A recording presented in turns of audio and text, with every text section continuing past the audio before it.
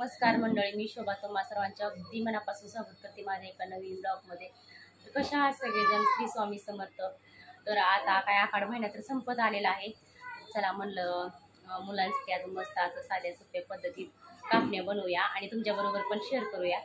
तर आता मग त्याच्यासाठी बघूया मी काय काय घेतलेले आणि बघूया आपण काय काय घेतलेले. मी इकडे घेतलंय मी 2 वाटी, त्या वाटीने 2 वाटी गव्हाचं पीठ घेतले आणि ती पण न चाळता घेतलेले आणि 1 वाटी बेसन घेतलेले.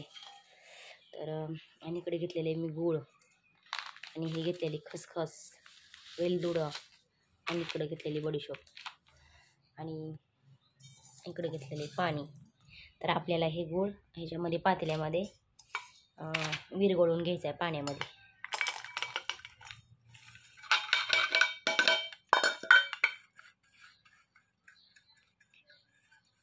तर तुम्ही म्हणत असाल की कापण्यामध्ये बेसन कसं काय, तर एक वेगळ्याच पद्धतीनं बनवते. तर तुम्ही पण नक्कीच बनवून बघा, तुम्हाला पण आवडत असतील तर कापण्या. बघा आता आपला गूळ मस्त असं विरघळतोय आणि ही बडीशोप पण मला भाजून घ्यायचे आणि वेलदोडे पण हे मिक्सरला बारीक करायचे. चला तर मग मी हे भाजून घेते बडीशोप.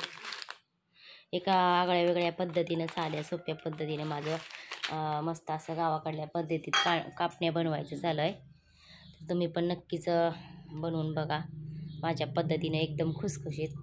चला मग अगोदर हे भाजून घेते बडीशोप. छान अशी बडीशोप भाजून घेऊया आपण, एकदम गवळे गवळे. आणि इकडं आपला गूळ पण चांगला विरघळून झाला आहे आणि ह्याला गाळून घ्यायचे. नंतर थोडंसं राहिलं आहे, विरघळला आहे पूर्णपणे.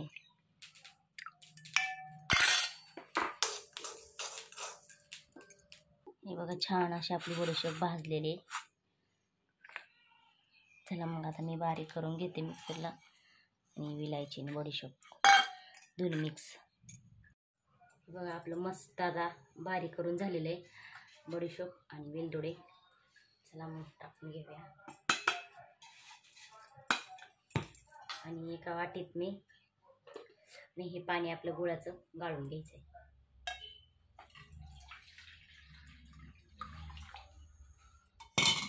चला म्हटलं जेवढं पाहिजे तेवढं गाळून घेऊ.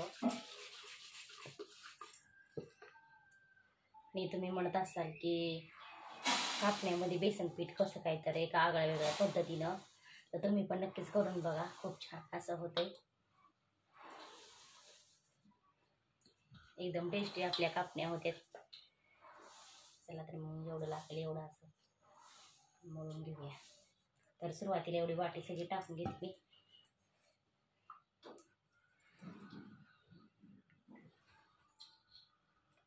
वास तर खूप छान असं येतोय बरं का.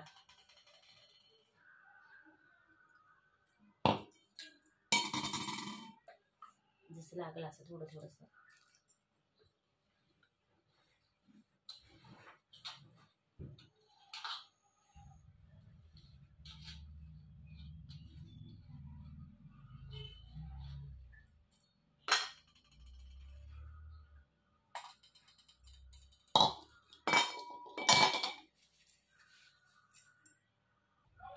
हे बघा आपला खूप छान असं उंडा मळून झालेला आहे.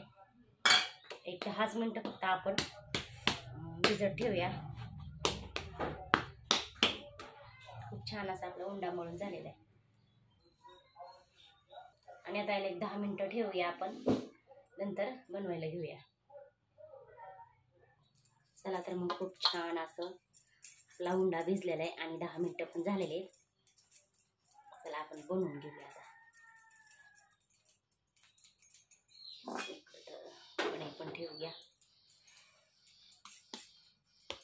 आणि इकडे मी घेतलेली खसखस.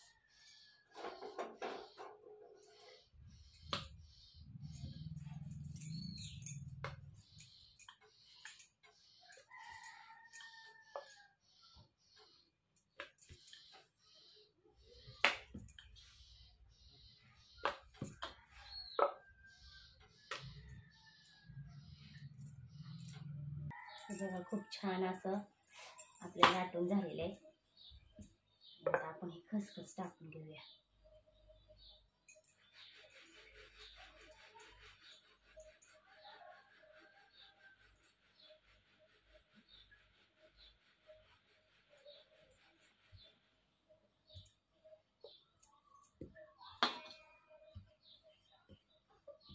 चला आता कट करून घेऊया.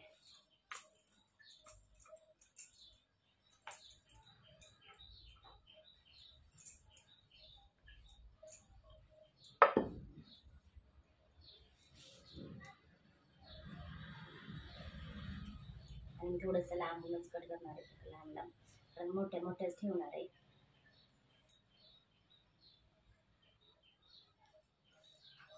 हे बघा छान असं आपल्या कापण्या कट करून झालेले आहेत. चला मग आपण तळून बघूया.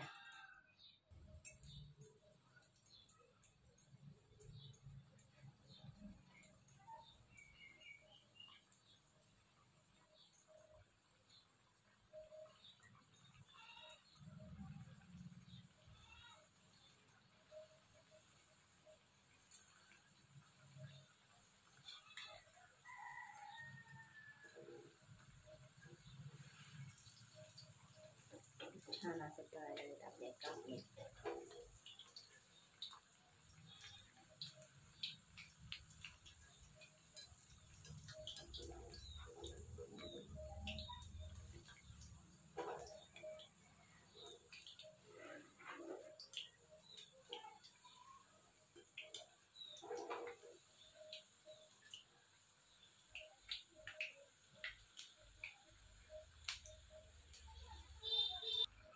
खूप छान असं, तर मध्ये स्लाइड गेली होती तर खूप छान असं आपल्या खुसखुशीत कापण्या झालेल्या आहेत. बघा तुम्ही बघू शकताय, तर गरम आहेत अजून. आणि चला मग अशाच प्रकारे आपण सगळ्या करून घेऊया. मस्त असं आपल्या कापण्या तळलेल्या आहे बघा, मस्त असं टम्म फुगत आहेत.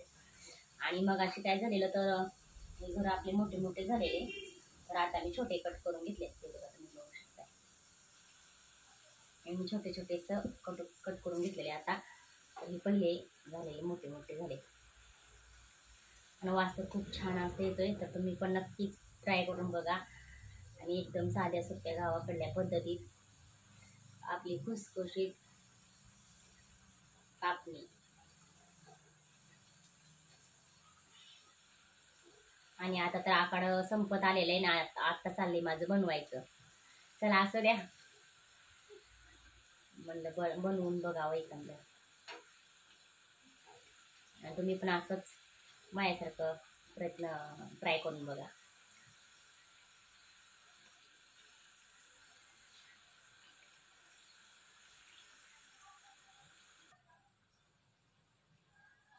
चला मग आपल्या खूप छान असं कापण्या तळून झालेले आहेत, आणि एकदम खुसखुशीत आणि एकदम साध्या सोप्या गावाकडल्या पद्धतीत. कशा वाटल्या मग नक्कीच कमेंटमध्ये सांगा.